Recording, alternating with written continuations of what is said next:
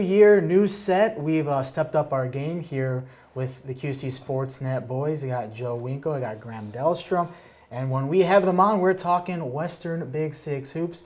Getting back into conference action this week, but have to look back at some of those holiday tournaments, which were big challenges for a lot of the local teams. Rocky dropped their last two in the State Farm Classic. Moline's 3-3 in their last six, and UT on a 3-game losing streak after the DeKalb tournament. How do we see these teams working through a lot of those challenges that they experienced in these tournaments? Well, it's interesting because all three of the teams had success in the tournaments. Rocky finishing second, losing in the finale. UT had two good wins and then lost to a really good Neuqua Valley team who has two Division I kids. And then they were shorthanded against DeKalb in the third place game and lost by 8. And Moline lost their first game. They lost the game against PV in the Genesis shootout, then lost their first game at Pekin to Crane, but then rattled off 3 wins in a row, including their final game in the consolation, which was a really good win against Oak Lawn, who I think is pretty good and has two guys who can really score. But there's some things that you can kind of nitpick from all of these games. Looking at Moline and the games that they've struggled, and all 4 of their losses really, there's been kind of a similar blueprint. They've had deficits that they've had to try to crawl out of. You know, they kind of have to play a certain style, get a lead, play from ahead. Also, too, in some of these games, especially against for PV, it was a physicality thing that I don't think Moline was ready for and hadn't seen yet all year. Excuse me. And against Crane and Richwoods, especially on Saturday, it was an athleticism style that they hadn't really seen. Like Rocky's obviously super athletic, but Richwoods and Crane both have guys that are across the board, all like long, athletic, quick, and Moline, certain mistakes that they made maybe just because they were bothered a little bit by it, right? And I think that's something hopefully for them that they can continue to grow and get better at throughout the season.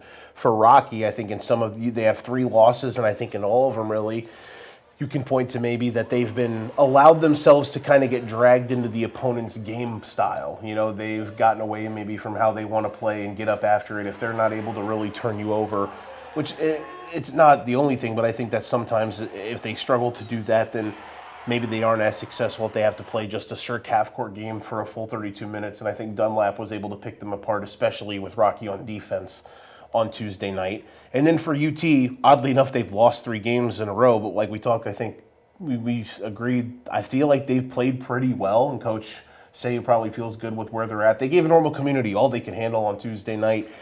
But they have lost some of these games. Obviously, being shorthanded against DeKalb didn't help. But I do think that they are feeling good where they're at, even though they are, I believe, 9-6 now. I feel like they do think that, you know, their best is yet to come because they have a lot of their guys really playing at a higher level than they were when they struggled earlier in the season, even though they are coming off those 3 straight losses, Grant. I'll speak on behalf of UT, and I think it can go for all 3 of these teams. It's far from time to draw any conclusions. It was all good competition down at these tournaments. They were, for the most part, close games. So I think it's about learning from these experiences against these top-end teams and then carrying it into conference play. And another thing that can go for all 3 teams is kind of going back to their main identity. For Rocky, it's getting to that speed, that offensive kind of game that they want to play.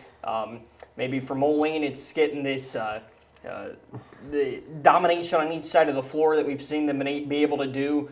The defense can, when they're getting stops, it springs that offense that's really dangerous. And then for the Panthers, kind of the same thing. It starts on defense for them, and then you hope that the shots kind of start to follow. So although the last couple weeks, really over the board for these 3 teams have been difficult, it's conference play. It's more environments where these teams are going to be comfortable at going into these next few weeks. And the opportunities are going to be there. Back on the home floor for a couple of these teams too. Moline hosting Galesburg on Friday night. What does Moline have to do to kind of work out these kinks that they had in the holiday tournaments? The easiest thing, obviously, is to say, get back to their game. But I think that's the easiest thing you can say. It's more of a hockey thing, right? Where they say, found their game, all that good stuff. I couldn't do a good Canadian accent there. But regardless, for Moline, it does come to playing their style. You know, I feel like defensively, they had their main thing for them, play with the lead early. If they're able to do that, I feel like it just changes things for them because earlier Moline entities under Sean Taylor, they've been more in your face. They've been more overwhelming with their style of play and their level of players. And I'm not saying anything disparaging about the players they have now, obviously. I'm just saying that they had, their level of talent from those prior teams were through the roof. A few high major players, as we know of. But in regards to this team, they have to play a certain style. Brady Welch obviously was on a bit of a heater going into the holiday break. Struggled a little bit against Pleasant Valley, scored well, struggled a lot against Crane, and then in a couple of games shooting-wise in the Pekin tournament. But in the final game against Pekin, he found himself, was awesome in that game, had 22 points, 11 of them in the first quarter, and really handled their pressure well because they threw a bunch of weird, funky defenses at the Maroons in that final game, and Welch handled them all, being their main ball handler. But the biggest thing, I think, in the stretch for them is Josh Hendricks has come alive. He had a couple good games early in the season, bounced back after a rough season opener with a good game in the Galesburg tournament, but then got hurt. Came back after that against UT, and I thought he was awesome, but then he got hurt again, dealing with with kind of a lower body thing.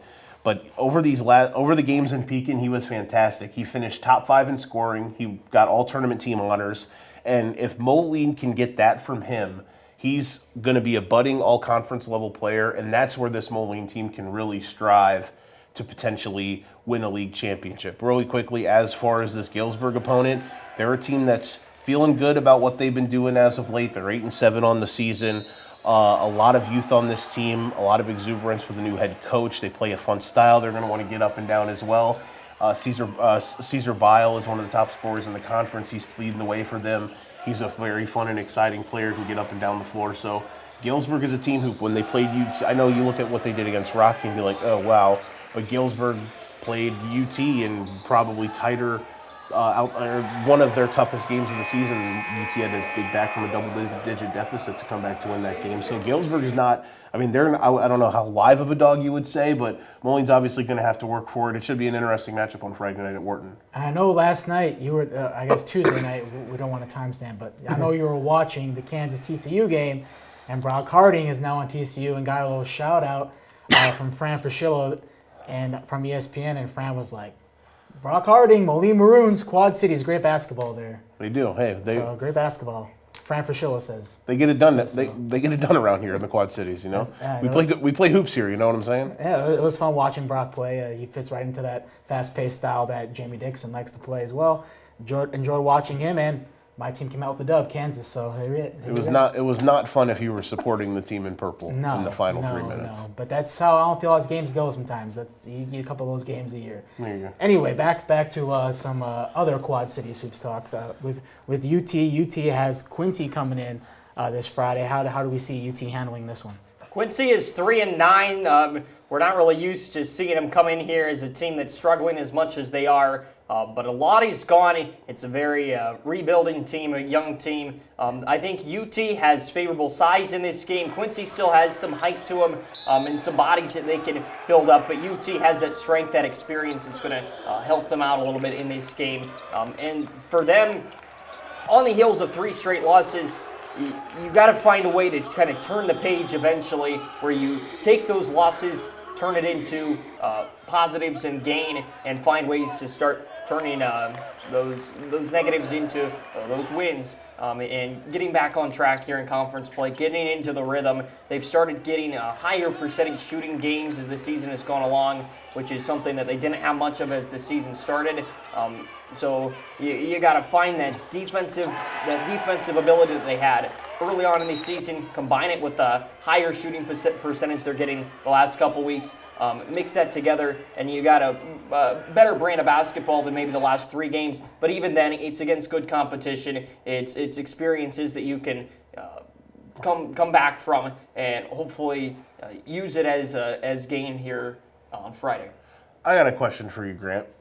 I feel like for what UT, their biggest stride from their struggles at the beginning of the year to, and again, they have, we keep mentioning they're coming off 3 straight losses. However, I think we all can agree they've played pretty well since they've kind of turned the corner. They had the 2 losses to Moline and Metamora. They then had a week where they had some get-right games. They did struggle in that game against Galesburg. But then after that, the Richwoods game kind of propelled them, and they've been playing really well since despite the few losses.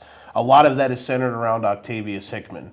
He's been awesome. Even in some of these losses, he's been fantastic. What is the biggest thing? Like, how important is it that he that he kind of centers with his style of play, him being their best player, to reach the goals that they want to get to throughout this year? It gives you a million more options because when you can have him playing well, you can also put out Joe Moore out there at the same time. There's two bigs that are both very capable.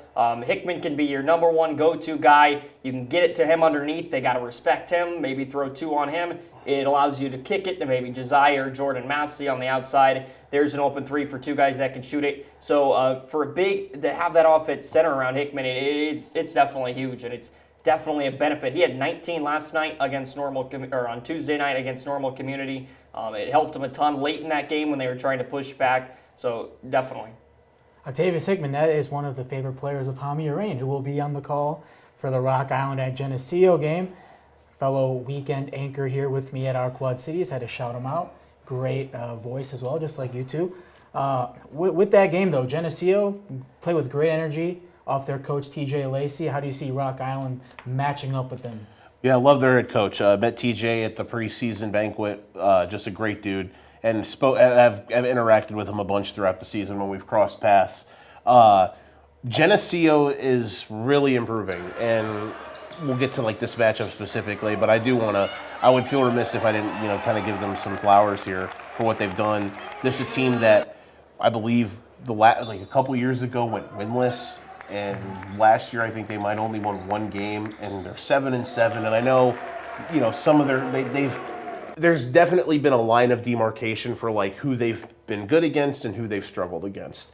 However, I do want to, credit, like, they beat Quincy in conference play, and that was their first non-Alleman victory in conference play since, I believe, before the pandemic, when Isaiah Rivera was, in the 1 year that he was here before COVID, when their first year in the conference. So, like, that alone, just like for them to be able to punch with some of these cats in the conference again is impressive. And they do have two legitimate all-conference level players, Jack Kreis and Jaden Burridge. Burridge is going to go play, I believe, Division I baseball. He's a high-level athlete, and Kreis is one of the top leading scorers in the conference. I think 20 points, 20 points per game in league play.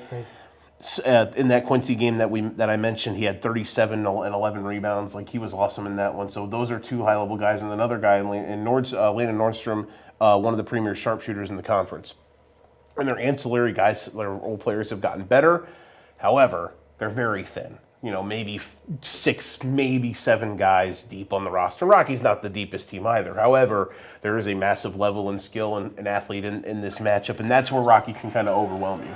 When you don't have deliberate, like, ball handlers that can just kind of handle pressure, and not just one, sometimes you need multiple. More times than not, you need multiple. That is where Rock Island's just going to overwhelm you. And I think this might be a position where Geneseo, is a bit overwhelmed in this potential matchup, Grant. And I feel like that's where this could get a bit hairy. And for Rock Island, too, they're obviously going to want to come flying after a tough loss on Tuesday against Stone Lap.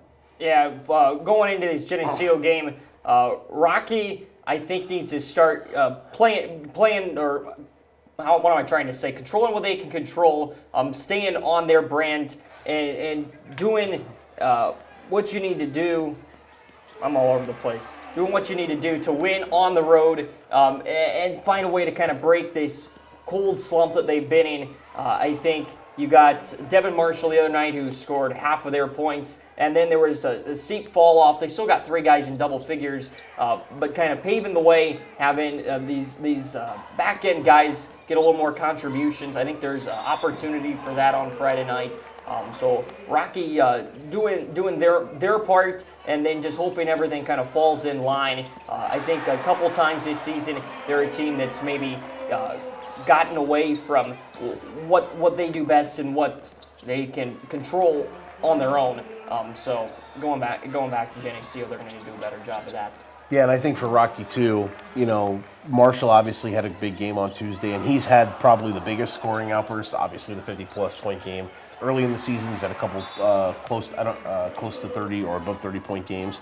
Lawson Zulu, I think, is starting to really find his legs again after the long soccer season, the state finals appearance with them, and then got a little dinged up in their training camp. So he had a bit of a slow start to the year after missing their first few games. The game I was at when they played against Peoria in the semis against State Farm, I thought that was their best win of the season, in my opinion, to date, because of how they controlled Peoria's style of play and really grinded them out. And Zulu was fantastic.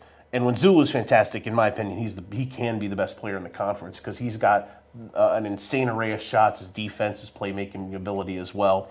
But, for this Rock Island team, in that game against Dunlap, I think they maybe had some guys as well who didn't play as much in the second half of that game.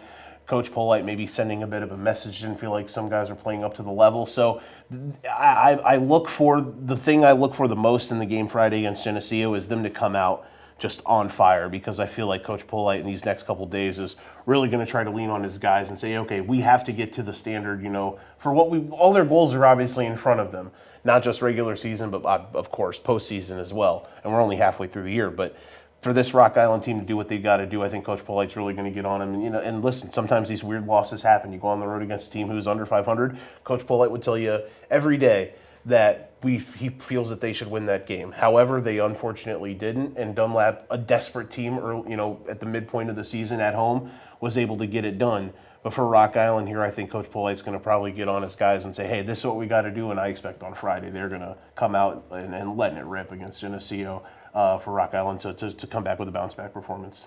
Back to Western Big Six play in the new year. Enjoy their calls, enjoy Hami's calls, and we'll see you right back here next week.